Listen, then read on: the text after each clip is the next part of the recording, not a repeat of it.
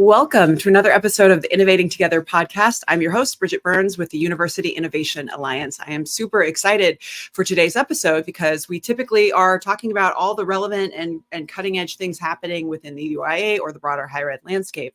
And today is going to be our first episode where we actually get to have a viewer on who's going to talk to us about what it was like to be part of the UIA the National Summit in 2018, what's going on currently in the field, and what they're thinking about for this coming fall summit.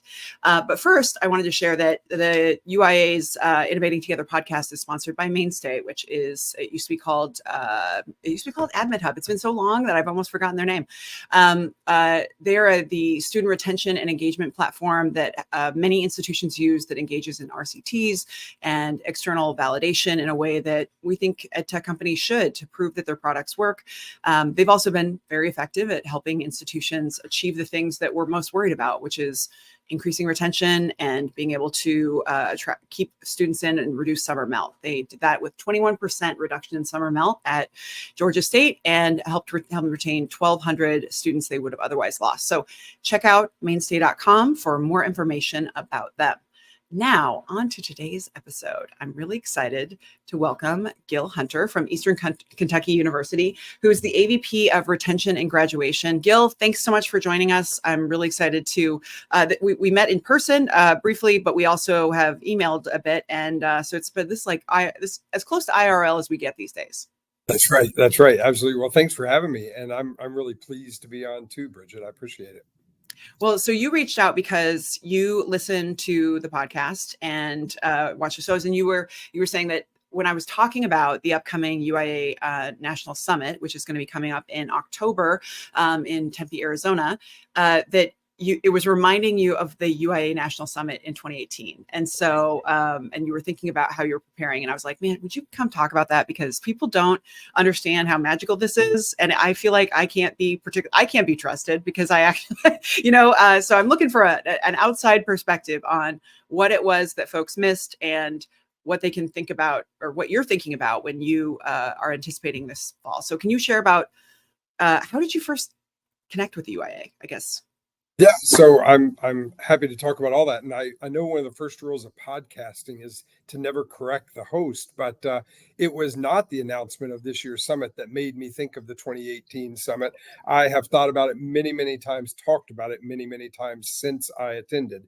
When I first found out about it back in 2018, probably early 2018, the Vice President of Student Success here at Eastern Kentucky University sent it to me as a link, forwarded an email about it, and said, I want to send you and one other person to this. And so it was somebody from the faculty side. I'm a faculty member, but I'm also working in student success. And he said, I want to send you to this, and I want you all to collect ideas to bring back. And so I went with a very open mind. The guy I went with was a friend and an acquaintance and friend. And we went with a real, spirit of let's learn something we can apply. And, so that's what got me there. But it's more fair to say that the things that I have remembered are a combination of things that I have no idea why I remember them. They just stuck. And also things that have been touch points for EKU in the 6 years since the summit happened. For example, I remember, I think it was you talking about Michael Crow's 15-minute meetings and how you were fortunate to get one of those. And in that small window of time, you pitched the UIA vision or developed it with him anyway. And look at the history that's been made, from that moment. I also remember Mark Becker jumping up onto the stage, literally leaping on the stage, saying he does that all the time. And me kind of admiring that, but never being brave enough to do it myself at any of the student-facing events we've done here at EKU. But I also remember when Mark and President Becker and Tim Rennick told Georgia State's story. and how I took that from that moment kind of as a playbook or a script that we would apply here at EKU. And we've done a lot to do that. I don't know if you were in charge of this part of the summit or not, but we had Tim Riddick made himself available for 10 to 15 minute meetings, one-on-one meetings. I say one-on-one, he had 3 or 4 people that work with him there as well. And I got one of those, and I sat down with him and asked him about cohorting first-year students. And that was an idea we had kind of been tossing around here at EKU, but didn't really know how to do it. And I asked Tim, how many courses do you cohort first year students in? And he looked at me, I swear to you, he looked at me like I had 3 heads. And he said, all of them. And that made me swallow hard, because I thought, how do I do that here? And we haven't gotten to that place, but we are cohorting now after the years since then, with a couple of speed bumps, pandemic related, along the way. We are cohorting every single first year student. We had about 2,800 in last year's first year cohort. We're cohorting every single student in 2 or 3 classes. So it's shrinking the university. It's helping them gain some familiar faces. It's building a support network for them from day one. And I owe it to the summit for that kind of experience. And it was so valuable. Last thing I'll mention was what happened real near the end of the summit last year. And that was, we had I think it was like a 2-hour-long session on design thinking. And I remember people could choose, do you go to a design thinking intro or do you go to something else? I chose design thinking. And we have, I had only heard that it was such a thing. I didn't know any of the details. They gave us a framework. We walked through an exercise. We kind of got a sense of how it works. We've used that process so many times here at EKU in the years since then. We've had a couple what we call think tanks, where we bring people together, faculty, staff from different areas of the university, and we've just gone through design thinking, kind of semester-long design thinking exercises, where we end up piloting things and then coming back together to see what we want to scale. And it has been so useful that I know that we've gained those kinds of things and more from the summit. That is my love language, of just finding out that it works, that it's helpful, because our work was always designed not to be about us, but to be about institutions that we may or never meet, and making it so that their life is easier, and that innovation and change can be easier no matter your budget, your location, or the size of your institution. So this is just wonderful for me. And you said you came with one other person? I did. And when you're thinking about this coming year, are you thinking about just another, or are you thinking about a team? I'm just curious about what would be useful for you then. And also, I love that you actually use the design thinking, because we're going to, of course, do that, but also process mapping. And then there's some new emergent stuff happening around change management that I think is really cutting edge at Oregon State, actually. So we'll see. I basically want to make sure, what are the skills you actually need? Because we want to build everything based on what the field actually wants. Yeah, and we actually we have a process mapping exercise coming up again in a week and a half here on campus. We've made a couple changes to the student registration process, and we're going to process map that, because what students are seeing does not quite line up with what we think should be in place. So we continue to use that. And I still remember Michigan State process mapping their communications to students and talking about that, and us doing that same thing. This would have been way back in 2018 or 19, and being embarrassed. I think that was Michigan State's response too, but we're embarrassed at what we saw when we did it, and we were able to streamline things. So we continue to use process mapping as well. That wasn't your question, though. No, I just threw that in. I love that. Thank you, because that's my whole thing, is that the fact that Michigan State lets us talk about that makes it okay for other institutions to do something that is going to feel that way. But if we don't sit with that discomfort and process through that, we're never going to get better for our students. And so their act of bravery of being willing to do it and share about it on stage has just affected, I think, millions of students. And I just wish I could possibly get my arms around the impact of that story, which is why I always tell it, because I'm like, this is should give you license to not feel like you have to hide the ball, or you have to CYA on any of this stuff. Right. Yeah. And that relentless kind of forward progress is what we're interested in here. And and so when we can learn from others' mistakes, but also successes, we will do that. And I was really grateful for that. You did ask me though about like who I would bring with me or who could be coming with Yeah. me? For this fall, what are you All right. thinking? Yeah. So, all those decisions are not mine, of course, but I have reached out to one of our assistant provosts, and asked him. He is in charge of our Faculty Center for Teaching and Learning, and he and I have collaborated to run a couple of think tanks on campus and do some of that kind of faculty facing work. And we brought in staff to that work as well. So I've asked him about it, and I think he is certainly interested. And then we have someone who currently works in our student affairs division, and I think that person also is well situated.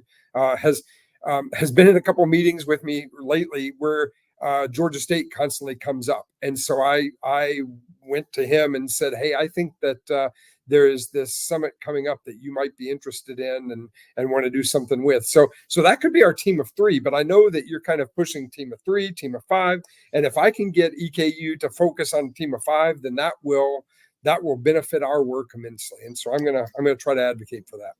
Well, so honestly, I just want it, whatever works for you, whatever you need, right? Like we're trying to listen. I think the best form of entrepreneurship is one where you're obsessed with the people you're trying to serve. And so for us, it's about listening to the sector. And also selfishly, like, this is the thing I wished existed. I was telling you, like, I wish that there was an event I could go to where I could bring my team that could help us kind of accomplish like a retreat, reset, focus, clarity, like where are we on our goals? What do we need to change or prioritize? How's it working? Also hear the best ideas that we should be hearing instead of getting caught up in the same loop of information. And then, ideally you're doing that alongside others who are going to help you feel like you're not the only one, and that you're going to pick up things that you could be doing together, pick up some skills that you could use and apply. But also, if people want to team up on shared challenges or a big idea they knock loose in the middle of this, like, we want to set it up so that funders are ready to resource and support any networks that emerge. I'm also trying to raise money for just scholarships, period, because I don't want institutions who are extremely wealthy to go, this is not for them. This is for the rest of us, right? And I was just telling it, like, we set the price literally to cover the bare minimum of the cost because everything, has to actually be paid for. But we want to make sure it's a great experience for you. But what I'm trying to focus all of my fundraising around is scholarships for either if I could get funders to support their grantees or types of institutions or institutions who want to work on specific challenge areas. That's what I'm trying to move on. And right now I haven't been able to make a lot of progress with funders. So I'm, this is partially, just keep on trudging, but that's how the fundraising world works. And, but as soon as that happens, like, our priority is to make it so that institutions who cannot afford, we would want to go back through. And even if you've already registered, we would want to, those are our values. We want to make it so that this work is helping students who we will never meet. And again, under-resourced, serving low-income first-gen students of color. So that's, but on the size, whatever works for you. If it's, again, I would, if I could get a funder, I actually did write a whole concept for a billionaire that I was like, all fingers and toes were crossed, but it didn't work out, where I was just going to cover it full freight and then be able to scholarship everyone. That was my dream. It's like, we could just say, you could bring 5 to 7 people, bring the right people to take action. And as long as you're willing to commit to an actual goal for your students, like, then that would be magic. But if anyone knows any billionaires, just letting you know, that's what I'm trying to do. Well, yeah. And I'll be happy to point any billionaires that are associated with EKU your way as well. But, Great. That list, I think that list is pretty short. Yeah. You did mention something, and it's at the very end of the 2018 summit, you really promoted the idea of collaboration, and all the way through the summit, you talked about, and I may not have the exact quote right, but it's something like, when universities collaborate, students win. And you gave us space at the very end to kind of pitch ideas and look around for collaborators. And I remember there were a couple of universities from Florida. Central Florida may have been one, Florida Atlantic may have been the other. And we had a short-term conversation after that. Things kind of fizzled from there, but the ideas were shared, focused on student belonging, student engagement. And, this is before the pandemic, when student belonging and engagement just exploded as a national need. And it continues to be something we're struggling with at EKU, getting students plugged in, getting them to see their place and commit to that place. And it was really heartening to me back in 2018 to know that Central Florida, if I'm remembering correctly, Florida Atlantic, if I'm remembering correctly, we're struggling with the same thing because they're very, very different universities from EKU. But that kind of collaboration is what I want to find, not just internally between divisions within the university, but externally with universities that are struggling with the same things we are, but we don't often have a platform for talking about what we struggle with. And in a place, we can't do that in the state very well because we're set up competitively, performance-based funding, et cetera. When we gain, then another university loses. But if we can do that nationally and have that national conversation, I think that's where students win, and that's my ethos for sure. 100%. And that's part of why, people are always like, why is there only one UIA campus per state? And it's like, because of that, because unfortunately we have set up the rewards and the incentives in this sector to pit campuses who are geographically adjacent against each other, which is unfortunate because that's collaboration in person would be easier there. Right. But that's right. We actually had several networks that did pitch and get, I think they each got $50,000 from the ECMC Foundation at the end. And then we actually invited them to the UIA convenings for the next year so they could just have space to convene, which would be, that would be amazing. But since then, this fizzle out thing, we think we've actually, that cracked the code. Part of the reason why we created the University Innovation Lab was a space that after the summit, there's actually a natural kind of hub for people to engage in collaboration. And it's not just a website. It's like they actually have virtual convenings and on various topics. They do trainings and courses and things like that. So our hope is that this time we finally have the architecture that's needed for transitioning the clusters that form out of the summit so that they can sustain. That would be ideal because it is really hard otherwise.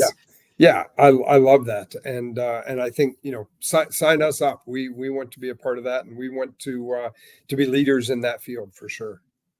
Well, so this has been amazing to hear that it was so useful for you, and I appreciate kind of your explanation of what it was like, because I'm trying to explain to people it's not like other conferences. We really didn't.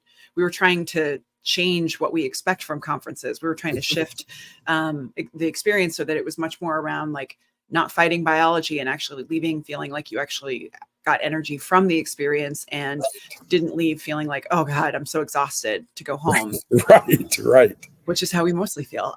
So talk about what's going on right now, because we're as we're spending time on planning this, and a lot of events start with like, who's our big keynote or, a name to draw people. But we're trying to think of it more as, what do people need that would be rejuvenating, and what kind of design would set them up to have the conversations that they really need to have? And, this time they don't have to hire consultants and have a retreat that's facilitated. They can actually just come to this one place where we're all going to do it together.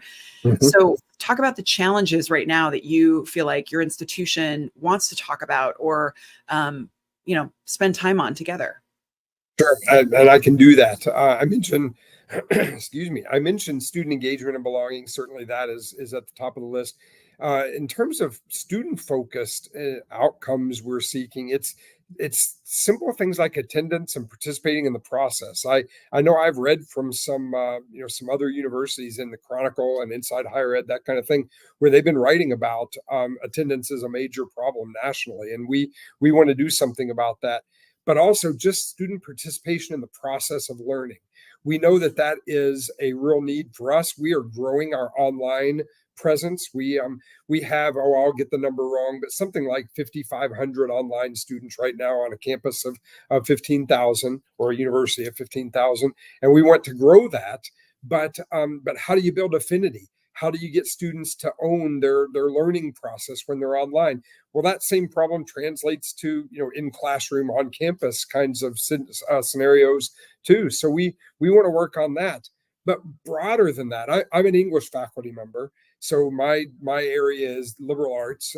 And we have a lot of departments, a lot of programs on campus that are having trouble expressing their value and making their value clear to students, to families, to legislators who are paying ever more attention to what higher ed costs and what the outcomes are. And we really want to focus on kind of taking students as they enroll and helping them see what their career trajectory is, but doing that in a way that is student friendly, family friendly, public friendly, and not just talking about our value, but talking about our outcomes through the lens of value as well, because we believe in what we do at EKU. We call ourselves the School of Opportunity, and we the last 2 years, our first year class has been about 52 or 53% first generation, about 60% Pell eligible. So we have a lot of students that come here because they accept our promise of opportunity, and we have to support them. We have to keep that promise. And so making that make sense to parents, making that make sense to the Commonwealth of Kentucky is something that we are struggling with. And I know we're not alone. No. I know there are Hispanic serving institutions, historically Black colleges and universities. There are low income serving institutions, though that's not an official designation. There are a lot of schools like us that struggle with those same kinds of things. Everyone is right now, and the question is, I see this conversation that immediately goes to we have to change our message, and I always urge caution that we need to take a step back and did we actually listen to what was being said, right? Because the public is giving feedback. Feedback is not about you. We always, the best advice I've seen was like, when someone gives you feedback, it's not about you. What it is their talent. They're showing you their lens by which they look at the world through. Yes. So it's a tell, right? And so what it's saying is, this is what I need now. This is what the economy, this is what, in a place where people are worried about, they can't buy houses. It's a challenging time, extremely polarized. So when they are communicating, I think higher ed takes it very defensively as an attack, but it's really information about what it is they are looking for. And it doesn't mean change everything. It's often subtle things, but every time that we reply by speaking over them and saying, but our graduates make blah, blah, blah. It's like, no. I still have that mental model in my head of the English major working at Starbucks. And you have to overcome this theoretical person. But I find that the languaging of that higher ed is the talent activator is really resonating, because it is what we're supposed to be. Like, if you think about it, geniuses are born into every inch of the world, right? Like, who knows what someone is capable of. That's right. Regardless of the family you're born into, the neighborhood you grew up in, there's this core essential talent underneath, but you need activation. And that's what higher ed is about. It's about awakening. It's about enlightening. It's about turning on the light bulb. And if we're doing our job, then the genius who's going to save the world is going to their talent's going to be fully realized, and they're going to be able to contribute their talent to society, right? Like, we want to live in a place where that's how higher ed thinks, is like, we're here to activate the talent, and to ensure. And so the question is, what does that look like? It depends in some places, because in some places it's feeding your family, some places it's social mobility, some places it's actual intergenerational wealth, or it goes beyond finance. It goes beyond, goes to, finding a problem to solve, being able to create change in society. I don't know, but I just feel like this is the place where we're going to have that conversation, because I think I think the bones of higher ed are rock solid. And granted, I am biased, right? Like, I'm not, I don't claim to be neutral. But I do think there's some stuff that we could do different, right? Like, when I talk to incoming students, I'm like, I just think that we're missing out by not telling them that they are responsible for 50% of their learning, and it has to happen outside the classroom.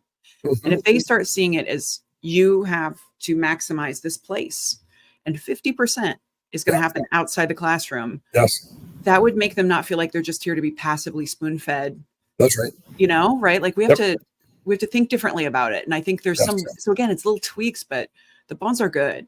We have started talking about co-curricular transcripts, and I suspect you have in your network somebody who has done good work in that area. We've started talking about it because we want exactly what you've described, that deliberate connection for students to be able to see, and then to demonstrate to potential employers, et cetera, how their out-of-class experiences align with what they are doing in class and in their major. This is super helpful because it's giving me insight about how we should plan this, because the other part is that since the summit we had wrapped, because it ended after COVID, we did this redesign of college to career. And the headline is, the only place all students go is the classroom. And so instead of having a career services office, keep those people, they're great, but they're instructional designers. And they are coaching faculty to integrate career readiness into every class, at least one activity, at least one experience. and using what they call NACE competency language, which I didn't know what it was at the time, but basically you should be able to describe what you learned in a classroom while you're in an interview to an employer in language it resonates for them. So I think that plus the playbook that we developed there, we could figure out the specific, because we use process mapping, we use design thinking to reimagine it, but that embedding career readiness, and then what you're talking about of the transcript actually reflecting it, I think that's exactly where we need to go. Yeah, I think that's wonderful.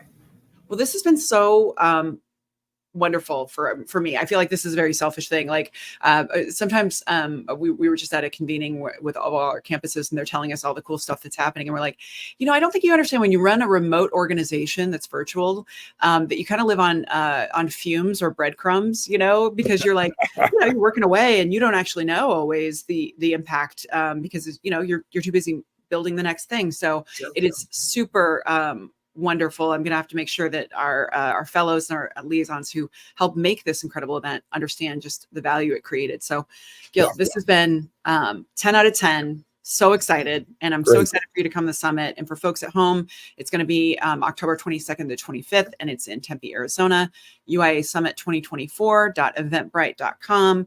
And as I said, it is going to sell out. People don't understand. We only planned it for about 450 people because we really want it to be intimate. And we are, and so when we say it's going to sell out, it is going to sell out. And we want to make sure that you're thinking about your team and the problems that you want to tackle together, because we want to hear stories like this about how you got the clarity you were looking for, you found the friends that you were looking for, and you got the plan to go back and take action. So absolutely. This has been super, super generous of you to share with us. I really appreciate it. And I look forward to seeing you in Arizona in late October. Yep, I'm looking forward to it, and I really appreciate the time just to hang out with you here. Well, I so appreciate it. So, and thanks at home for those of us who are watching. This has been another episode of the Innovating Together podcast. If you are a viewer, a listener who has actually been to the summit, please reach out, because I would love to have you share your experience. And also, I'm most interested in the challenges that people want to spend time tackling today. We want to make sure this is built not based on the ideas that I fantasize we want to focus on, but rather the ones that you're actually experiencing. So we are super easy to find. DMs are open on all of social media and on our website. So I will see y'all soon, but I hope this has been a light, inspiring message for your Monday morning. And otherwise, we will talk to you soon.